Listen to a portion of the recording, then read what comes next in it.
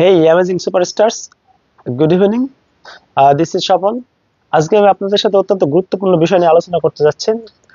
সেটা হলো sentence, assertive sentence. আমি গতদিন সেন্টেন্সের টাইপস নিয়ে আলোচনা করেছিলাম। আজকে আমি ইন্ডিভিজুয়ালি অ্যাসার্টিভ সেন্টেন্স নিয়ে আলোচনা করতেছি। অ্যাসার্টিভ সেন্টেন্সের আরো দুটি নাম রয়েছে।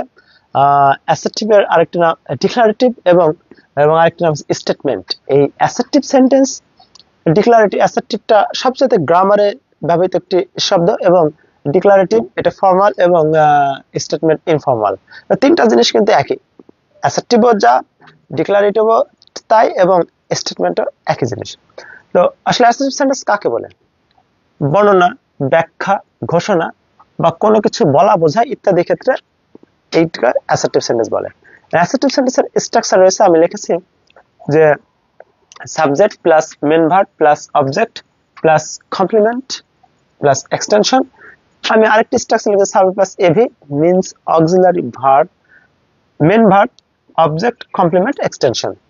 আমি লিখেছি টু মাই রাইট অংশ, শব্দ এবং ব্যাখ্যা। অংশতে লিখেছি subject, verb, object, extension. Subject হচ্ছে আই মানে আমি, ভার্ব প্লে খেলা করা কাজ, সাবজেক্ট এই অবজেক্ট ফুটবল এবং এক্সটেনশন ইন দা ফিল্ড। ব্যাখ্যা লিখেছি কে কাজ করছে, কে কাজ করছে, আমি কাজ করছি মানে আমি সাবজেক্ট, আই সাবজেক্ট, এবং কে কাজ করছে, খেলা একটা কাজ, এটা ক্রিয়া, খেলা কাজটি করা হচ্ছে এবং কাজটা কিসের উপর করা হচ্ছে, ফুটবলের উপর খেলার কাজটি করা হচ্ছে এবং কোথায় করা হচ্ছে, ইন দা ফিল্ড অথবা ইন দা প্লেগ্রাউন্ড।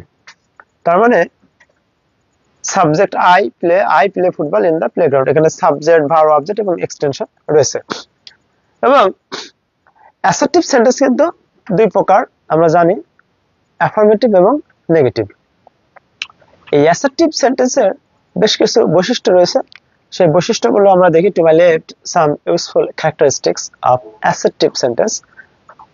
কোন তথ্য, মতামত বা সত্য প্রকাশ করা হয় অ্যাসার্টিভ সেন্টেন্সের মাধ্যমে।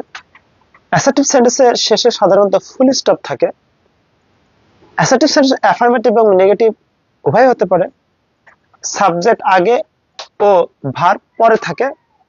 মাঝে মাঝে linking words and, but, and or, but, so, because ইত্যাদি বসতে পারে।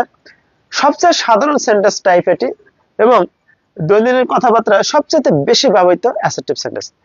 তো অ্যাসার্টিভ সেন্টেন্স দুই প্রকার, অ্যাফার্মেটিভ এবং নেগেটিভ। তো যেমন আমি লিখেছি he takes tea, subject, main verb এবং অবজেক্ট। কিন্তু আমি আরো লিখি যে he did not call me yesterday. Subject he,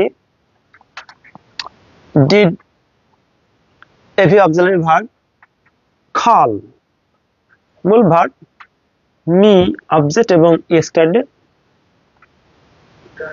complement, extension.